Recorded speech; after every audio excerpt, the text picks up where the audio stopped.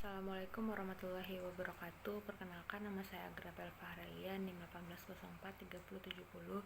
Di sini saya akan menjelaskan pertanyaan dari soal Sistem Informasi Manajemen. Pada buku Balzan, soal yang pertama yaitu tentukan sistem pendukung keputusan atau DSS dan sistem pendukung keputusan grup atau GDSS dan jelaskan perannya dalam bisnis. Jawabannya yaitu DSS adalah sebuah sistem aplikasi komputer interaktif yang ditujukan untuk para pembuat keputusan memanfaatkan data dan mengidentifikasi dan menyelesaikan permasalahan yang timbul dan pastinya membuat keputusan.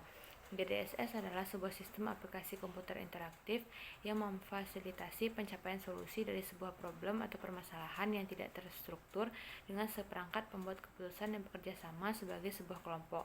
Sistem tersebut membantu kelompok, terutama sekelompok manajer, dalam menganalisa sebuah masalah dan dalam melakukan sebuah keputusan bersama.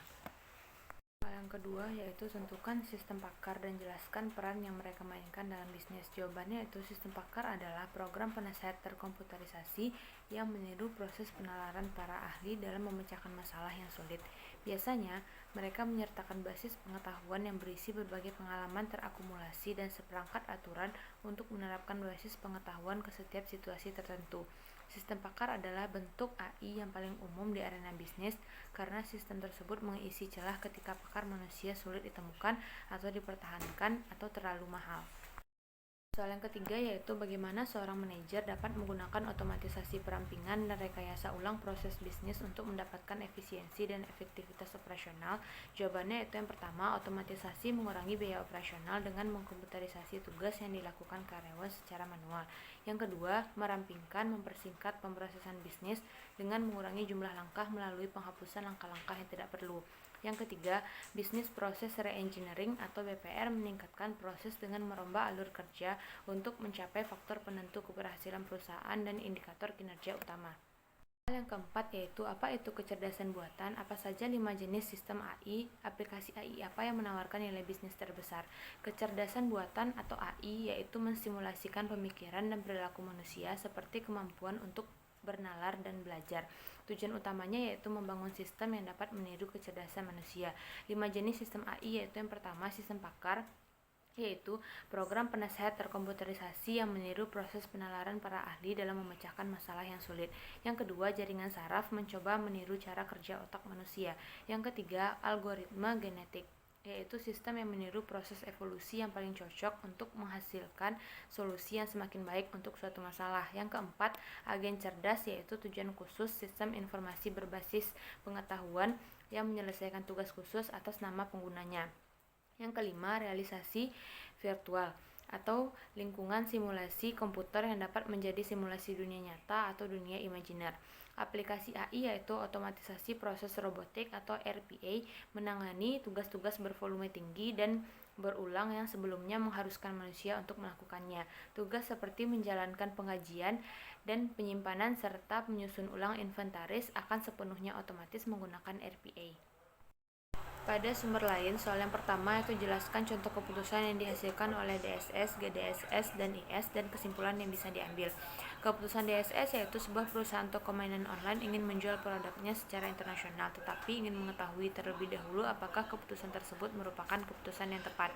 Maka, DSS akan mengumpulkan dan analisis data, kemudian menyajikan dengan cara yang dapat diinterpretasikan oleh manusia. GDSS juga melibatkan manajer pabrik karena tidak dapat mengidentifikasi penyebab masalah dengan shock floor control. Memulai sistem pendukung keputusan kelompok untuk memperbaiki pertemuan kelompok. IS berguna dalam bidang ekonomi terutama dalam pengambilan keputusan untuk memulai investasi usaha. Dan saat ini banyak orang yang berinvestasi tetapi masih kurang memahami bagaimana pasar modal sehingga cenderung menggunakan intuisi daripada analisa dalam investasi yang nantinya akan menghadapi risiko tinggi dalam berinvestasi. Ketiga, sistem ini memiliki manfaat yaitu bisa mengambil keputusan, bisa dikembangkan lebih lanjut dan memberikan solusi yang tepat serta langkah keputusan yang jelas. Soal yang kedua yaitu jelaskan apa harus DSS dan GDSS menjadi satu paket dalam sebuah entitas. Dan seperti apa yang harus punya DSS serta GDSS, dan jelaskan contoh DSS pada sebuah entitas bisnis. Menurut saya tergantung kebutuhan dari perusahaannya sendiri. Perusahaan yang cukup dengan DSS saja seperti perusahaan jasa, contohnya pada saat perekrutan karyawan. Dalam hal ini, bagian SDM melakukan seleksi agar mendapatkan pegawai yang sesuai dan selanjutnya mengikuti alur perekrutan mulai dari permintaan kebutuhan karyawan hingga seleksi calon karyawan. Kasus yang pertama yaitu mengapa Anta membutuhkan data dan alat analitik yang lebih baik untuk sumber daya manusia. Faktor manajemen organisasi dan teknologi apa yang berkontribusi terhadap kebutuhan Antam akan data dan analitik HR yang lebih baik? Jawabannya yaitu Antam membutuhkan data dan alat analitik yang lebih baik untuk sumber daya manusia dalam meningkatkan program perekrutan, promosi perekrutan karyawan, dan pengembangan karyawan sehingga Departemen SDM bisa menganalisis dan karyawan bisa menyalurkan pendapatnya mengenai pengalaman kerja pada perusahaan. Faktor manajemen organisasi dan teknologi yang berkontribusi yaitu yang pertama Departemen SDM, yang kedua manusia, yang ketiga portal People Data Central atau PDC yang berbasis cloud yang interaktifnya memungkinkan HR dan pengguna Antem lainnya mengakses dan mengajukan pertanyaan seperti ini menggunakan data internal dan pihak ketiga. Kedua yaitu jelaskan kapabilitas intelijen bisnis dari portal PDC. PDC yang interaktifnya memungkinkan HR dan pengguna Antem lainnya mengakses dan mengajukan pertanyaan seperti ini menggunakan data internal dan pihak ketiga. Portal ini melayani 56.000 karyawan dan menyajikan data dalam dashboard, grafik, laporan, dan format visual lainnya yang mudah dipahami dan dimanipulasi. Fitur kartu skor eksekutif tingkat tinggi mengeksplorasi hubungan antara metrik sumber daya manusia dan hasil bisnis untuk digunakan dalam perencanaan jangka pendek dan jangka panjang.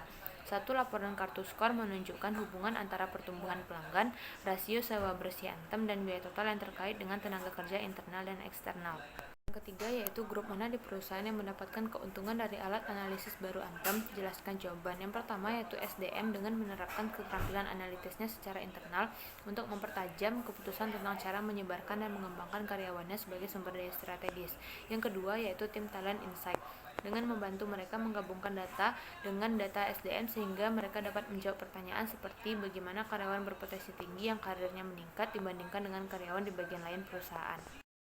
Keempat yaitu bagaimana kemampuan analitis data baru Antem mengubah fungsi sumber daya manusia di perusahaan.